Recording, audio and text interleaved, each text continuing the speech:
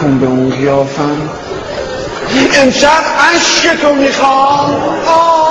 هزار زار تو میخوام دل اخ کن بیاد میخوام بکنونمش میخوام دلو ببرم بیت ولایت دیدی ضرر کردی دیدی حالتو گرفتم دیدی زرد تو غمسور کردم حالا بله